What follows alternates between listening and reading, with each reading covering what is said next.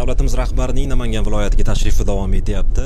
Prezident korteji guvohi bo'layotganingizdek, boshqa avtomashinalarga xalal bermagan holda navbatdagi obyekt tomon yo'l olmoqda. Biz hozir mana bu demak 5-obyekt Fishel Norin korxonasidan chiqdik. Xuddi shunday va 6-obyekt Uch tumanidagi Norin daryosida barpo etiladigan GS1 va suv to'sish inshooti bilan tanishishimiz kerak dastur bo'yicha.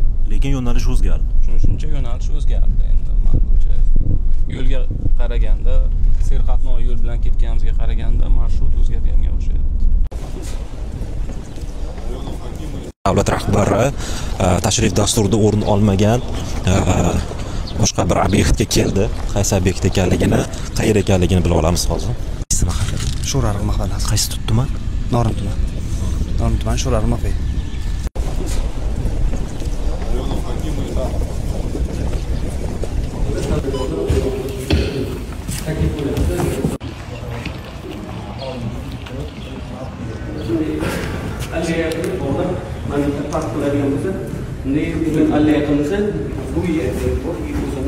Rayonimga hokimi kelib mana shu yerda yotadi.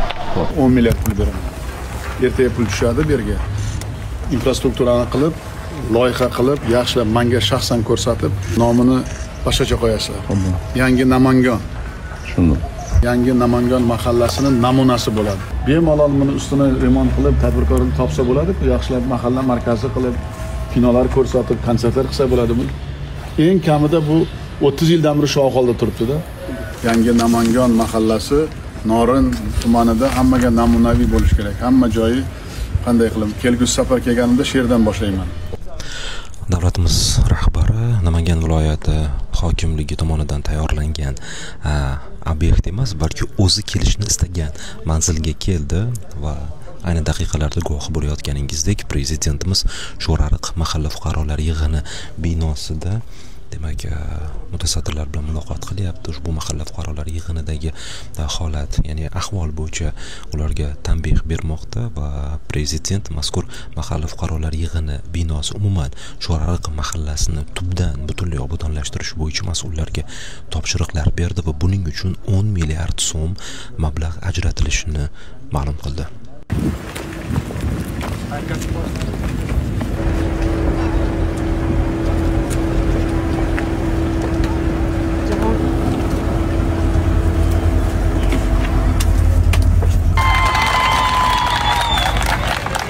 Kortej yana to'xtadi. Davlat rahbari demak xalq bilan, namanganliklar bilan muloqot qilmoqchi.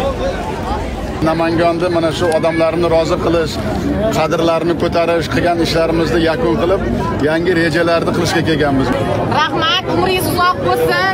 Doimo baxtingizga sog' bo'linglar. Sog' bo'linglar. Siz bor, yurtimiz tinch. Hammamiz yaxshi, hammamiz yaxshimiz. Ha, ilohim, ilohim. Rahmat. Sizlarni mana ko'rganimdan xursandman. Biz ham xursandmiz. Hamma o'tib ketaylik dedi, men sizlarni ko'rmasdan o'tib ketaman. Davlat rahbari ushbu Sho'rariq mahallasi fuqarolari bilan, Sho'rariq mahallasi ahli bilan muloqot qildi. Ularga ushbu mahalla butunlay obod bo'lishi, uning hattoki nomi o'zgarishi, yangi Namangan mahallasida nomi o'zgarishi va bu yerda mana shu nomga mutanosib sharoit bo'lish haqida aytib o'tdi. Yurtdoshlarimiz esa prezidentning tashrifini juda ham xursandchilik bilan kutib oldilar.